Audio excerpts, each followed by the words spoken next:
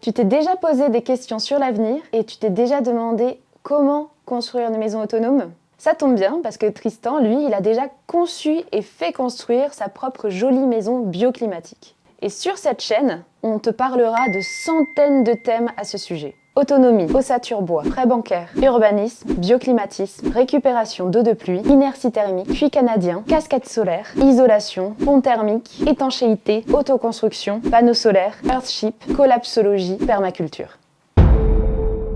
Aujourd'hui, on va regarder comment on fixe les crochets. Les crochets vont se fixer sous les tuiles, sur les chevrons. Et grâce à ça, on va pouvoir avoir un petit béquet qui nous permettra de fixer le rail. Moi j'ai un petit film pare-pluie et donc là on ne voit pas les chevrons. Là vous avez le lito, le contre-lito. Tous les litos sont fixés obligatoirement sur des chevrons. Nous on va fixer cette base là-dessus.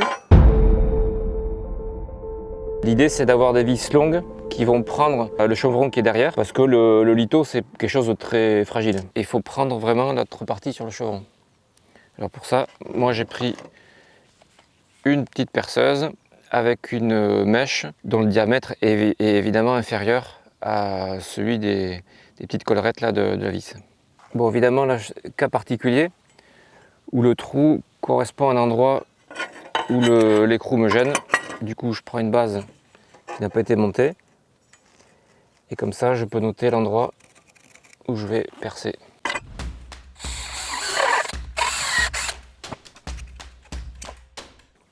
C'est ok, mais vous remarquez que là ça va toucher la tuile et là si on met du poids là-dessus, la tuile risque de casser.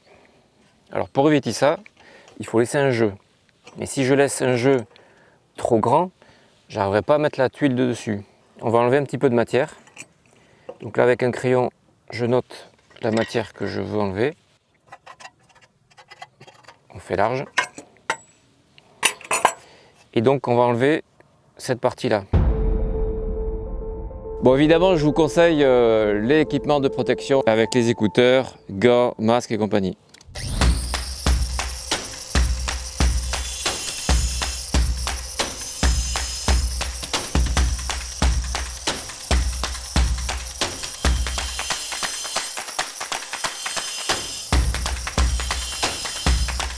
Là, vous finissez en cassant les ergots.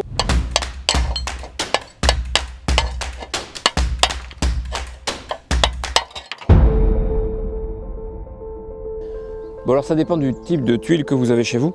Moi j'ai une tuile canal DC12 je crois. Vous voyez qu'ici il y a deux ergots qui sont faits pour accrocher toutes les tuiles. Il y a ma patte de fixation qui va venir là. Et donc il y a toute cette partie qui va se retrouver un peu surélevée. Donc ce que je fais c'est que je note environ l'endroit et c'est toute cette partie là qu'il va falloir meuler. Alors peut-être que chez vous juste les deux ergots suffiront. Moi j'ai décidé de meuler la totalité pour pas que ça dépasse trop.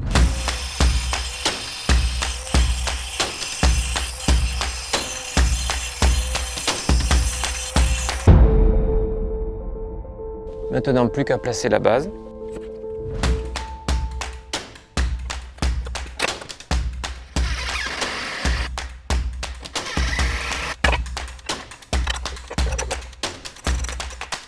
Le plus important, c'est d'ajuster, d'avoir un petit jeu, genre 5 mm. Et là, je serre comme un âne parce que j'ai pas envie d'avoir à le refaire. Maintenant, vous pouvez remettre la tuile. Et là, le mieux, c'est d'être deux. Donc là, c'est cette petite tige qui va permettre de solidariser tous les rails. Voilà. Là, vous utilisez cette espèce de rondelle. Bon, c'est une rondelle carrée avec bercé. Rondelle carrée. Une carrelle alors. Et là, vous voyez les petites stries. C'est pour aller en face de ça là. Il ne faut pas que ça dépasse, en tout cas ce système-là. Et là, dès le début, on peut serrer assez fort. Et faut que les deux rails se touchent en fait, sinon ça ne sera pas du tout assez solide.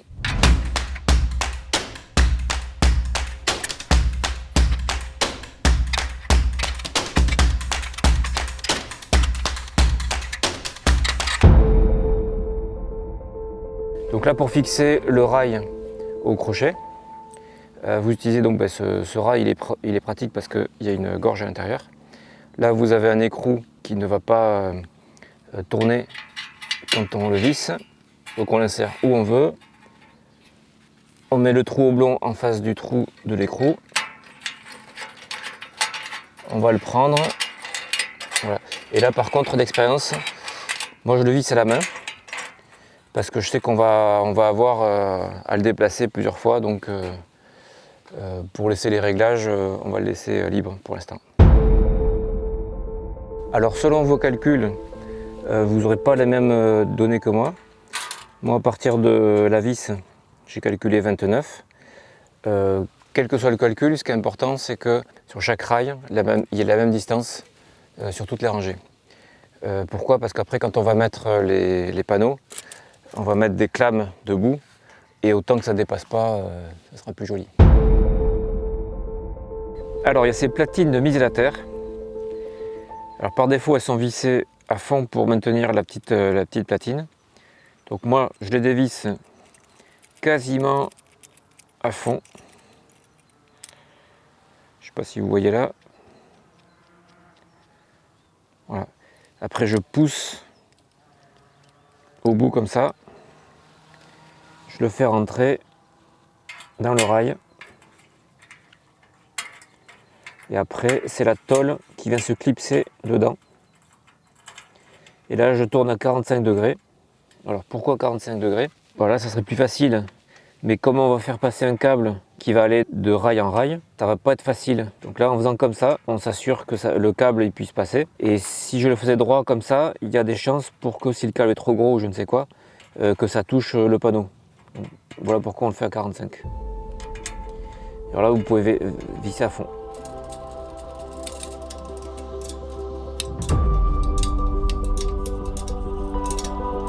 Donc le but de fixer cette platine, c'est de faire une liaison équipotentielle pour la foudre et autres. Donc là, ce que je fais, c'est que je dénude juste une petite partie.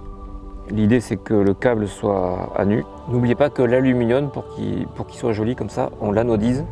Avec ce traitement, l'aluminium est joli, mais il ne conduit pas assez bien l'électricité. Bon, là, vous avez compris, je vais mettre une autre platine de l'autre côté. Et je vais faire pareil.